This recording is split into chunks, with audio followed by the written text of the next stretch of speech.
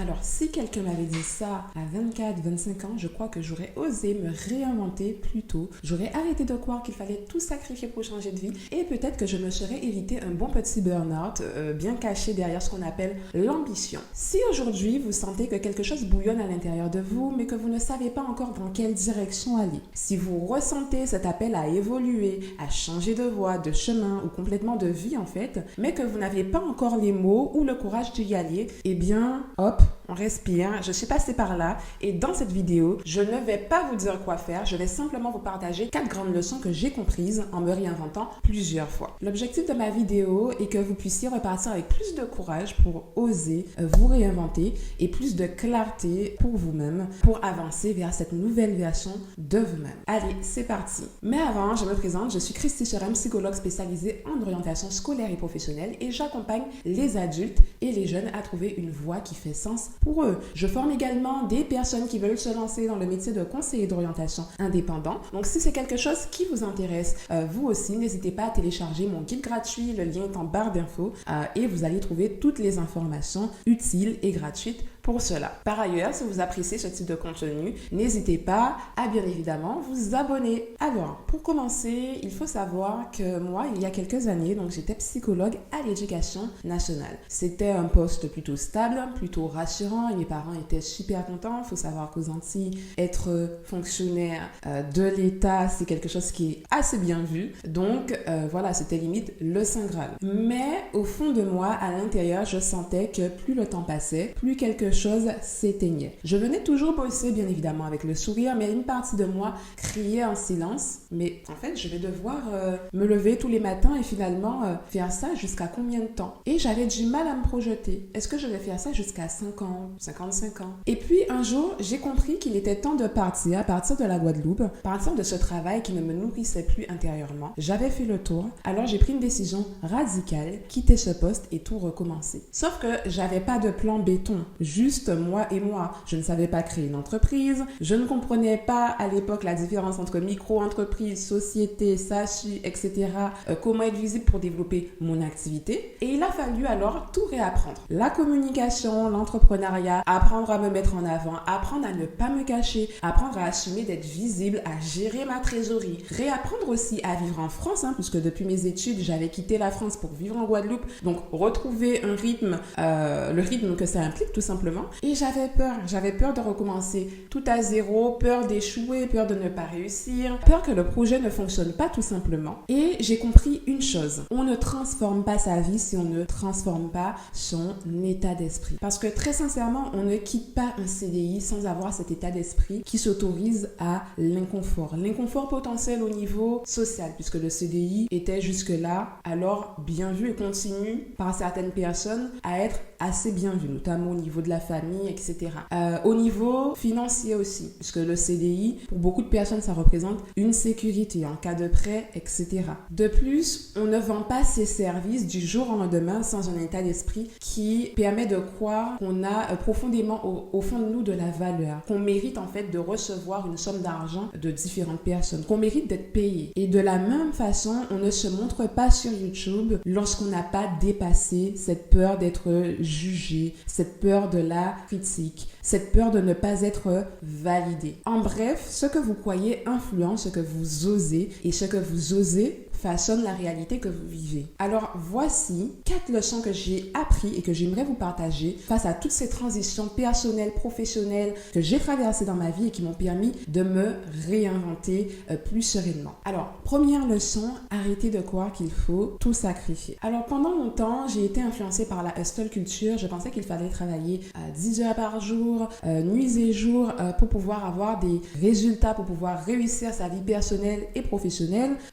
Je suivais du contenu de personnes qui faisaient la promotion de la hustle culture. Je ne vais pas citer ces personnes ici, mais je pense que vous voyez de qui je parle si vous suivez peut-être ce type de contenu. Et en fait, c'est du contenu où on va vous dire bosse 7 jours sur 7, il faut travailler dur pour ses objectifs, il faut être dans le dépassement de soi, etc. Et franchement, j'ai essayé, j'ai failli faire un burn-out. Donc, j'ai vite compris que les douches froides, les réveils à 6 heures du matin, voilà, la miracle miracle morning, se réveiller à 5 heures du matin pour réaliser ses objectifs personnels et professionnels, c'était pas pour moi. Peut-être que ça fonctionne pour certaines personnes, mais pas pour moi. Et j'ai vite compris en fait à travers cette expérience, parce qu'il faut parfois aussi tester les choses soi-même, que la réussite, ce n'est pas un sprint, c'est une randonnée. Alors ça veut dire que parfois on grimpe, parfois on fait une pause, mais en fait, tant qu'on est en mouvement finalement, on avance, on progresse. Et au début, je sais que ce n'est pas facile parce qu'il n'y a pas toujours de retour visible sur son travail. Par exemple, quand j'ai commencé mon blog Orientation Sereine, j'avais 0 visiteur, puis 70, puis 100 visiteurs. Et puis un beau jour comme ça, eh bien, à force d'effets cumulés, eh bien, j'ai eu 1500 visiteurs par mois sur mon blog et des demandes d'accompagnement chaque semaine. Et ça, c'est la magie des effets composés. On réussit lorsqu'on a une vision à long terme et qu'on n'abandonne jamais ses objectifs. Et pour ne jamais abandonner ses objectifs, eh bien, on se doit de rester en bonne santé mentale, physique et faire des pauses, tout simplement. Deuxième leçon que j'ai appris, respectez votre rythme et vos préférences. C'est hyper important. Alors, lorsque j'ai lancé Orientation Sereine, j'ai testé la prospection car on m'a dit, Christy, il faut faire de la prospection pour que ça fonctionne. J'ai testé les stories car on m'a dit, Christy, c'est en story que tout se passe pour proposer ton offre. J'ai failli tester TikTok parce qu'on m'a dit, Christy, maintenant, il faut être sur TikTok. Mais sorry but not sorry. J'avais la flemme cette fois. J'ai compris que ça ne me ressemblait pas. Et ce n'était pas le type de personne que je voulais devenir. Et j'ai dit stop en fait à toutes ces stratégies qu'on m'a enseignées et j'ai décidé d'entreprendre à ma façon. Des vidéos longues sur YouTube et des articles de blog longs pour partager mes réflexions. Et surtout, j'ai appris à m'écouter moi et pas forcément les injonctions extérieures. Parce que c'est bien d'avoir les conseils de nos coachs, mentors, etc.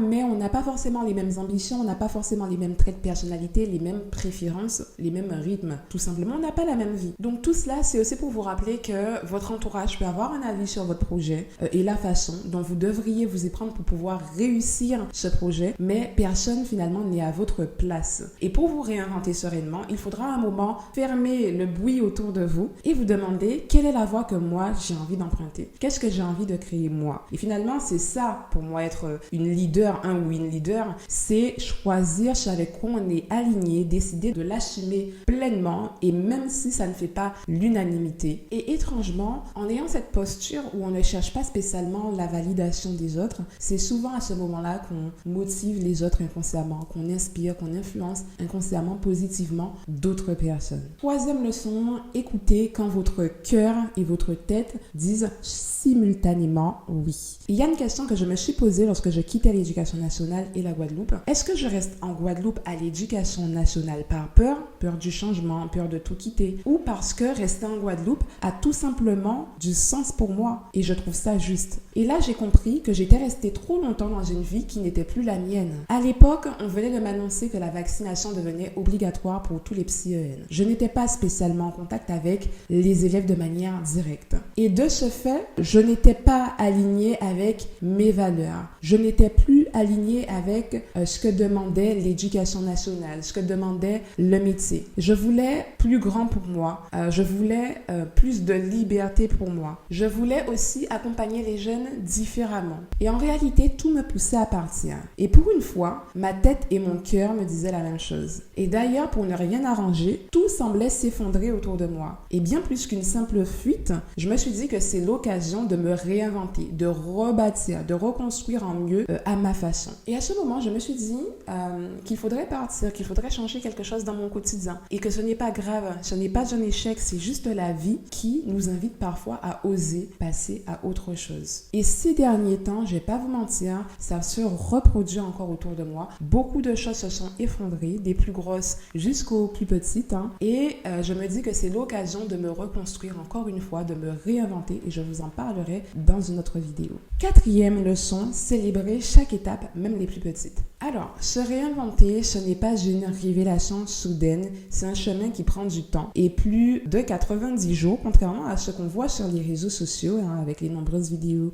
comment se réinventer en 90 jours. Et sur ce chemin, vous allez parfois douter, vous allez parfois vous sentir seul, vous demander est-ce que vous êtes légitime, est-ce que vous êtes assez bien, si vous avez des capacités pour pouvoir opérer ce changement dans votre vie. Mais chaque pas que vous faites compte. La création de votre entreprise, la création de votre premier canal de communication, une vidéo vidéo postée même avec le track, récupérer un retour client qui vous touche et même un mois plus lent où vous prenez plus de temps pour vous. Le perfectionnisme vous immobilise, vous fait perdre de la vitesse dans votre projet, vous fait croire que vous devez être parfait pour pouvoir commencer votre projet, que vous devez être parfait pour pouvoir être estimé. Et en réalité, c'est peine perdue, on est tous imparfaits. C'est la persévérance face aux obstacles et le courage qui vous permet d'oser votre projet malgré la peur. Et ce qui vous permet de vous sentir de plus en plus apaisé au fil du temps et de garder la motivation pour continuer, c'est aussi de vous récompenser. Et ça passe par le fait de célébrer vos réussites, même les plus petites. Enfin, dernier point que j'avais oublié, qui est très important, on va dire que c'est un point bonus, c'est le 5e point. Eh bien, c'est important d'accepter, de laisser partir certains liens et faire de la place à de la nouveauté. Je trouve que ce qu'on ne dit pas assez, en fait, dans le fait de se réinventer, c'est que se réinventer, c'est inconfortable. C'est comme enfiler une nouvelle tenue. Et au début, elle est un peu trop large ou trop peu ajustée. Et vous n'êtes pas encore totalement à l'aise là-dedans. Et les autres non plus. Et donc, du coup, c'est pour cela que vous allez recevoir des messages comme « Ah, c'est pas toi, ça fait bizarre de te voir comme ça. Je te préférais avant, mais t'as changé, dis donc. » Et parfois, je sais que ça peut piquer, mais c'est normal parce que tout simplement, ce que voient les personnes de l'extérieur, c'est votre nouvelle version. Et peut-être que cette version-là, de vous, eh bien, elle va déranger, elle va surprendre. Parfois, tout simplement parce qu'elle montre aux autres leur propre immobilisme. Et c'est là que certaines relations changent. Pas par haine, hein, mais simplement parce que certaines personnes préfèrent avoir autour d'elles des miroirs qui leur envoient une image identique à elles-mêmes ou plus positive en fait d'elles-mêmes en fait. Ou parfois votre mode de vie devient à l'opposé de leur présent, de ce qu'ils vivent et du coup ils connectent moins à vous et c'est ok car ça laisse la porte ouverte pour vous à de nouvelles relations et de nouvelles expériences beaucoup plus enrichissantes. Finalement, vous l'aurez compris, se réinventer c'est aussi assumer de changer, assumer de se transformer et donc assumer de déplaire et surtout se respecter assez pour aller vers une vie qui nous ressemble beaucoup plus intérieurement. Et même si tout le monde ne vous remerciera pas, en tout cas votre confiance en vous et votre estime de vous vous diront merci. Voici ce que je dirais à celle que j'étais à 24 ans. Christy, ne reste pas dans ta zone de confort. Plus tu y restes, plus tu t'éteins. Crée ton entreprise. Écoute-toi. Et si ton cœur, ta tête et ton âme te disent oui, alors fonce. C'est que c'est la bonne décision. Et à vous qui m'écoutez, aujourd'hui, je vais vous dire ceci. Vous n'avez pas besoin de tout comprendre, tout maîtriser pour pouvoir avancer et créer du neuf autour de vous. Vous n'avez pas besoin d'attendre d'être parfaite pour commencer. Vous avez juste besoin de vous écouter profondément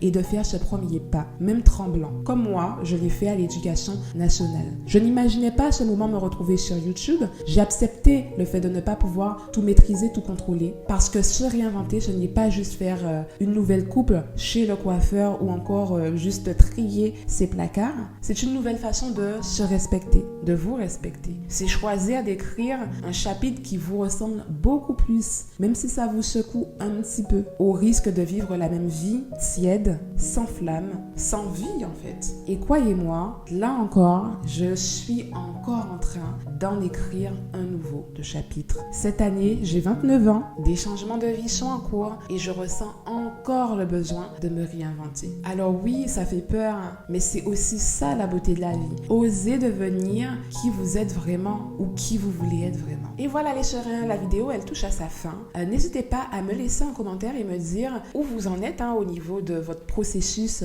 de disparaître, de vous réinventer. Vous vous êtes donné combien de jours? Est-ce que vous traversez un ras-le-bol en ce moment, un début d'un tournant, ou est-ce que vous êtes déjà en train de tout reconstruire? J'ai trop hâte de lire vos messages parce que ici on crée une communauté d'hommes et de femmes qui se cherchent, qui osent rêver, qui osent construire leur projet, pas seuls, ensemble. Donc voilà, n'hésitez pas à nous dire tout ça en commentaire. Ciao ciao les sœurs.